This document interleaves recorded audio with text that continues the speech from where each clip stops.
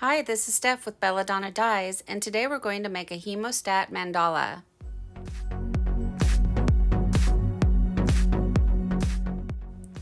So for this pattern, we want the design to be only on the front of the shirt. So with a washable marker, I marked out the center of the top of the shirt and the bottom of the shirt. I pinched those two dots, and then I shake the rest of the shirt out towards the back, isolating just the front center of the t-shirt. To decide where we want to put our design, I fold the bottom of the shirt up to the top of the shirt and make a mark with the washable marker, and that's where the center of our design is going to be. This pattern is a series of paper airplane folds, so using that center dot that we created, fold the bottom of the shirt up to the top of the shirt and smooth it out. Next, take that top corner and fold it down, smoothing out that line as you go, and do it one more time. Carefully flip the whole shirt over and do that again. So take that top corner and fold it back towards the center, smooth out your lines, and fold it back one more time.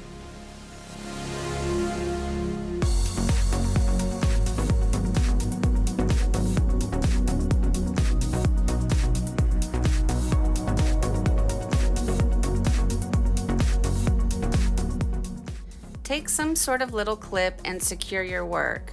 Binder clips, paper clips. I happen to find these clips at Fred Meyer in the laundry section.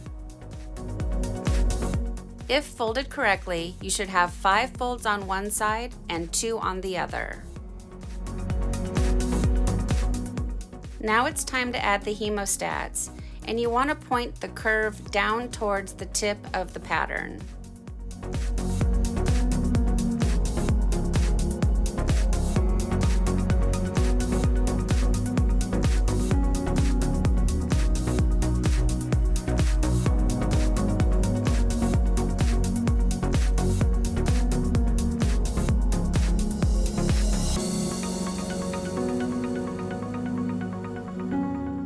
Lock the hemostats down as tight as you can.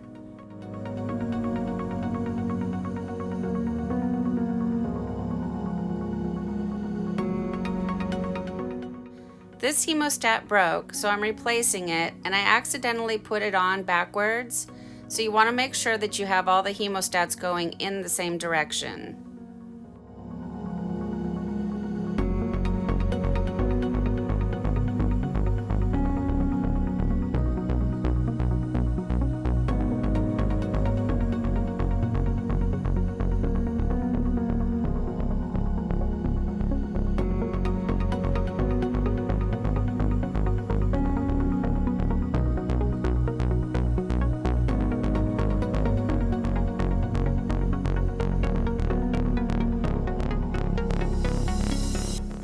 It's super important to clamp these down really tight, and it sure was hurting my hands.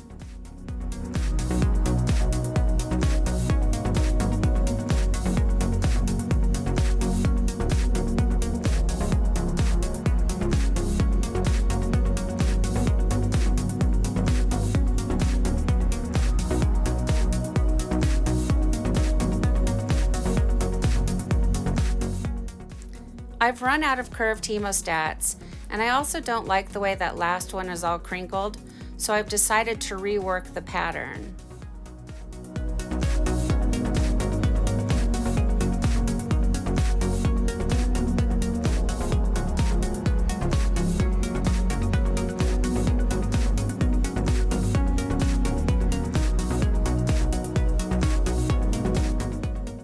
Since I have a limited number of the curved hemostats, I decided to use straight hemostats down at the tip. That way I can use the curved hemostats to go up the shirt farther.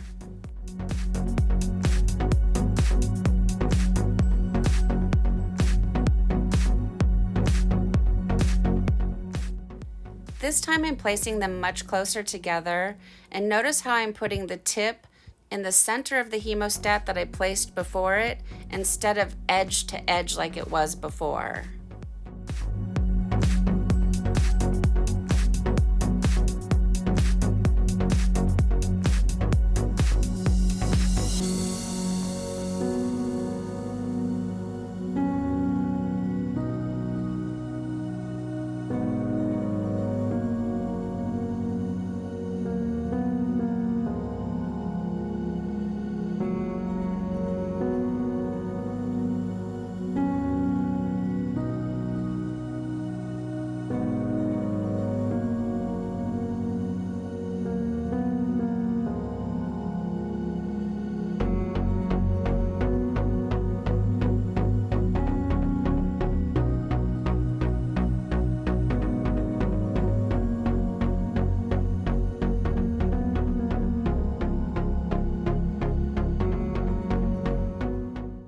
As I work my way up, notice how each petal has increased just a little bit in size.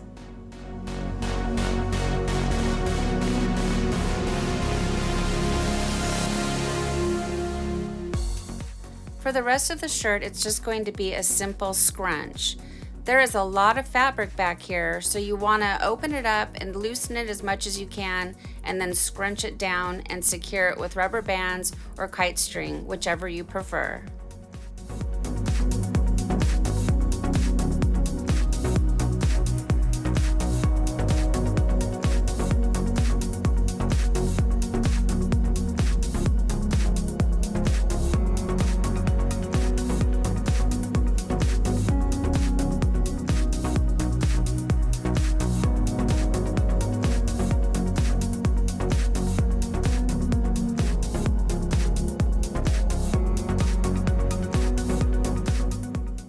I wasn't quite sure what colors I wanted to use, so I set the shirt aside and it sat for a couple of weeks, and at this point it's completely bone dry. I grow dahlias in the summertime, so I was looking through my pictures for inspiration and I settled on these two photos.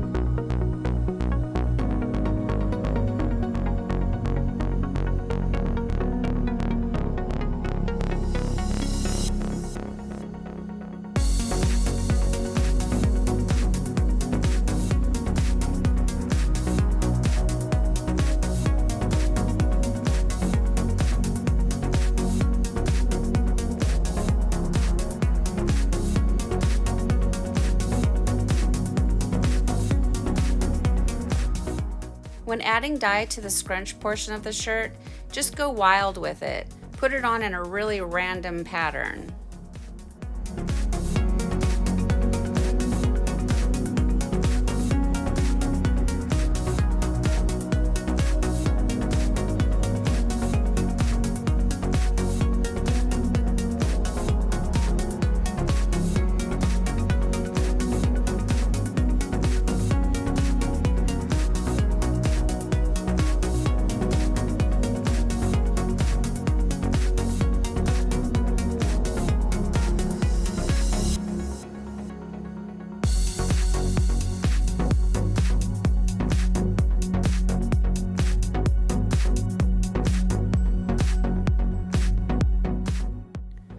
Carefully flip the shirt over. You don't want to pop one of those hemostats and poke yourself in the eye. And then just repeat the dye process on the back side.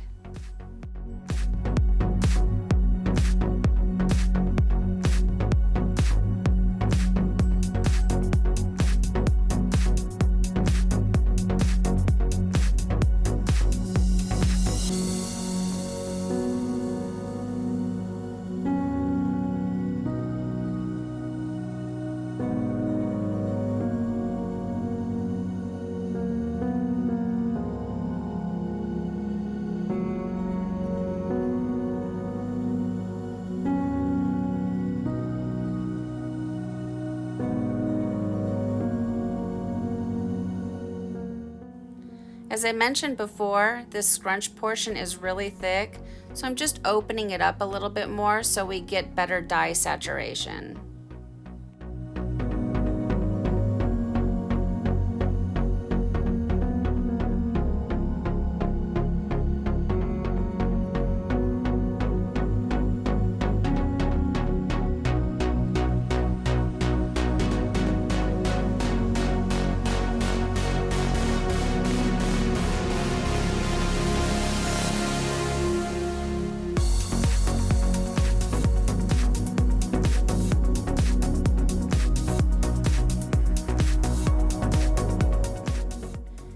Using my finger, I'm blending out that harsh red line to create more of an ombre effect.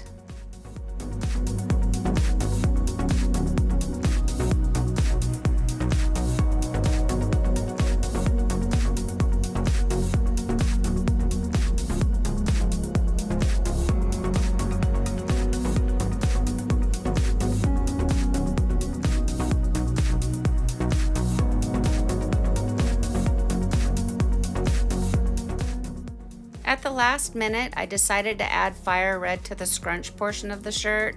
My thought was that it might help tie the two sections together.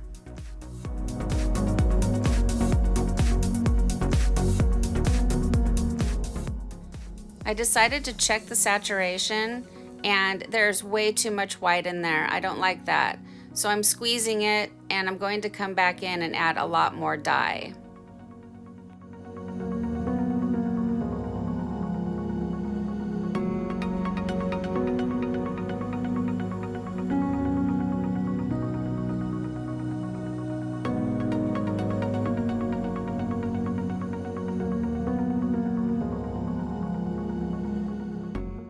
Since adding the fire red was a last minute decision, I'm going to flip it over and add it to this side now.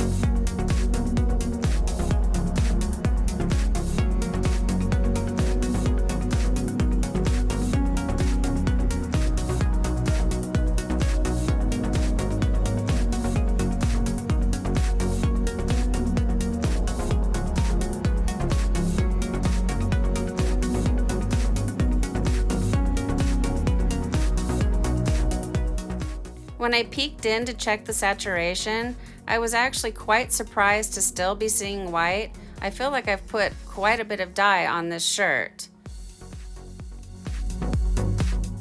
So now it's time to set it aside to batch for at least 24 hours in a nice warm location, preferably about 70 degrees if you can. It's been 48 hours and now it's time to rinse out our shirt. I always start by using cold water that stops any soda ash that might still be left in the shirt, and then I gradually increase the water up to hot. You want to rinse until the water runs pretty much clear. From here it's going to go into the washing machine.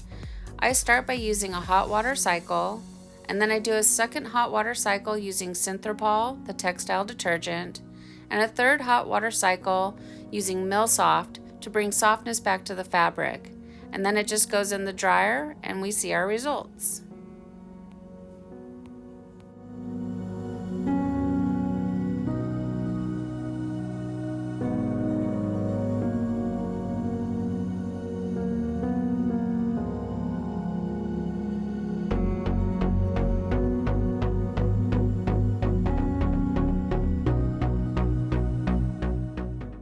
I reuse my rubber bands. Just give them a quick rinse, set them on a paper towel so they can dry, and when they're dry, put them back into the rotation.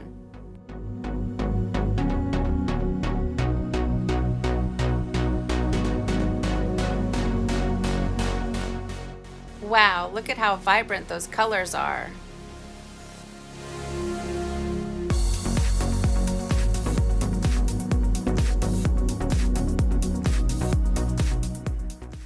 Well, here it is, guys. Here's our shirt after it's been washed and dried.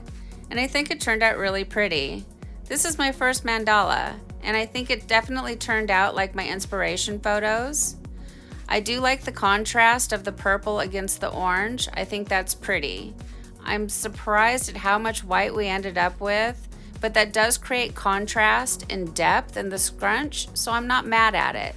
What do you guys think? Go ahead and leave some comments down below. Thank you so much for watching. Please subscribe, give me a thumbs up, and click the bell for future notifications. And remember, have fun tie-dyeing.